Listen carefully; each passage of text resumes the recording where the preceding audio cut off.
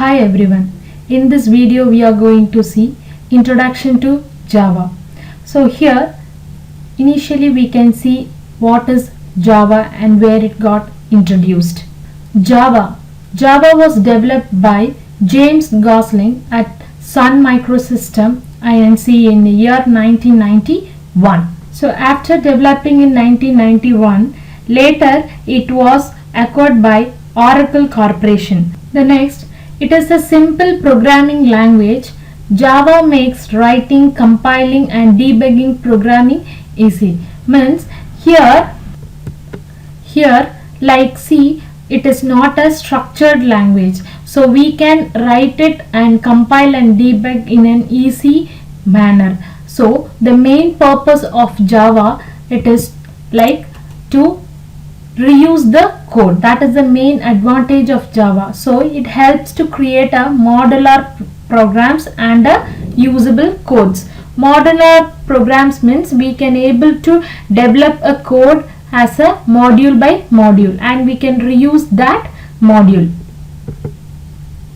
Next, Java is a class-based. Class-based is like object-oriented programming language. So Java support OOPS concept. So whatever you are writing as a code, whatever you are writing, everything you will write as a classes and object only. That we will be discussing in an upcoming sessions. Detail of how to write a class, how the object works and what is an object-oriented programming concepts, everything. Next, a general purpose programming language made for developer. The meaning is like why we are calling it as a general purpose programming language is like the developer can write the code once and run anywhere. That's why we call Java as a platform independent. So we can write the code and we can reuse it anywhere in our applications or in our development process.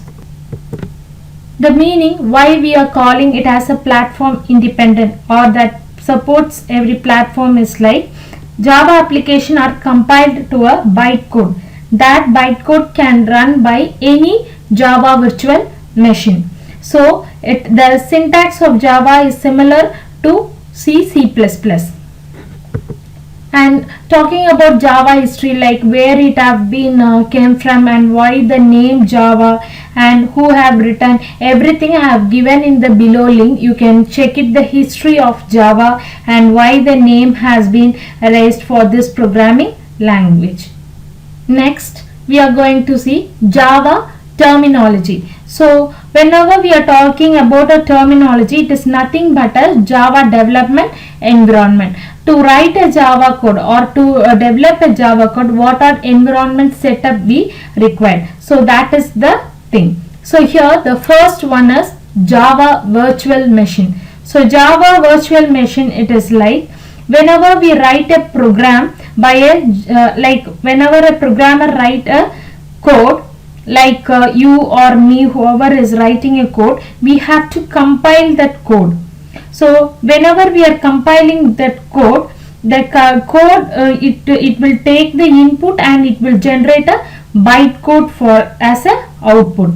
So in the running phase of a program, Java virtual machine execute the bytecode generated by the compiler. So in this Java virtual machine, there involve three phases: return, compile and run. So one is a programmer writing the code and next is compile. It will compile the code and generate a bytecode. That bytecode will be executed by a JVM, that is Java virtual machine.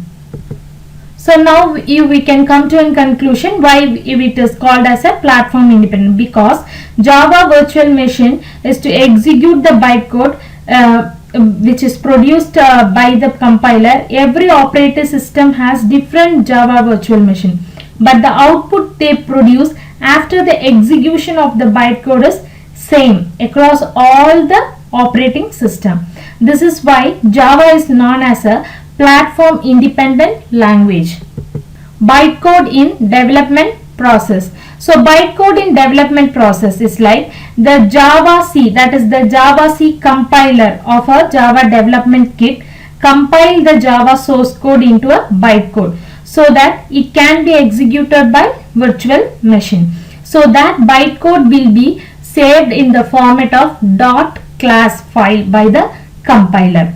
So to view the bytecode, a disassembler like Java P can be used. So the bytecode, everything will be stored in the format of .class. Whenever you are writing a program and whenever you are compiling for the particular code, the class file will be generated. So you can check it when we are doing a programming demo.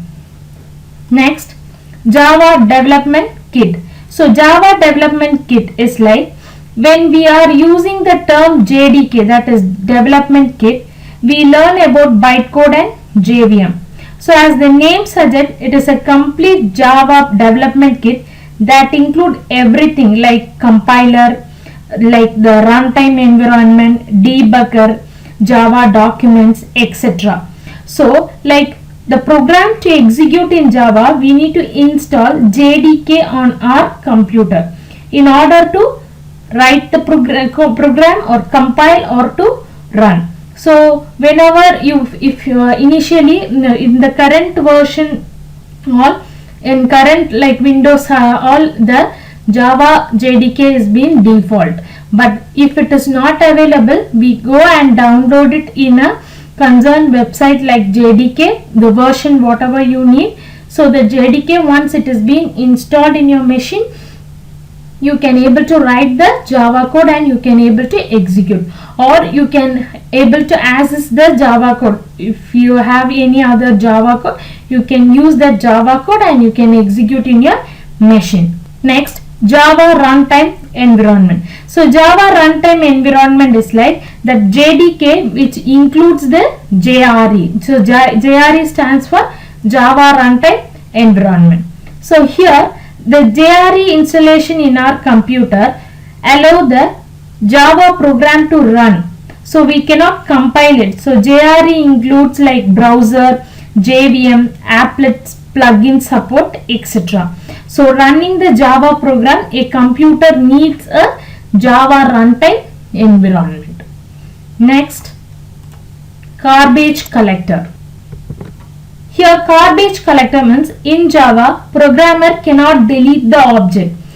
To delete or recollect the memory of the Java virtual machine, it has a program called garbage collector. So garbage collector, what it will do, it's like it will recollect the object that are not referenced. So the Java makes the life of a programmer easy by doing a memory management here. So here the programmer always should be careful about their code, whether they are using object that has been used for long time, because garbage cannot recover the memory of the object which is being referred. So it is like the which is not referred for long time only can recollect.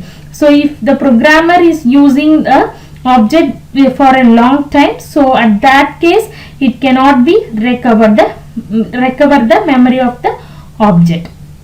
Next is a class path.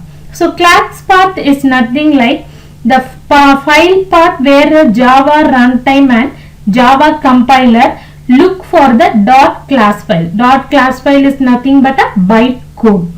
So by default JDK provides many libraries. So if you want to include any external library, they should add the class path to it. Main features of Java. So the first one is platform independent. So platform independent means, as we already discussed, like when we are writing a code, so that code will be converted to a bytecode by a compiler, and then the virtual machine execute the bytecode. So this bytecode can run on any platform like Windows, Linux, Mac OS, so wherever, so it can run. So that only we are calling like Java, it is a platform independent. We don't want to do any changes. Next is object oriented programming language. As I said before, Java works in a classes and object base. So here we will discuss in detail of object oriented programming concepts. Next, It is a simple. So why we are calling it as a simple is like it does not have a complex features like pointers, operator overloading, multiple inheritance or explicit memory allocation, etc. So that's why we will call Java as a simple language. Next, robust. So robust, it is nothing but it is a reliable. So it is developed in such a way, if you put a lot of effort into checking the error, then the Java compiler is able to detect even the error are not easy to detect by the another programming language. That's why we will call it as a robust. Next is like secure. So secure is like we don't have pointers, so we cannot access out of bound arrays. So it shows that array index out of exceptions, so that we can give this as Java has a security policies. Next is distributed. Distributed is like whenever the Java programming is being created, remote method invocation and enterprise Java bean are used for creating the distributed application in Java. So the Java program can easily distribute on one or more systems that are connected to each other through an internet connection. Next is multi-threading. So multi-threading, it is nothing but a Java, it allows concurrent execution of two or more part of a program. So its main use is for maximizing the utilization of the CPU. Next is portable. Portable, it is like Java code, it can be written on one machine and can be run on another machine. It's a simple like concept of platform independent. The same for platform independent only we are saying the advantage of portable. So in next session we can see how to write a basic Java program and how the syntax of the programs will be.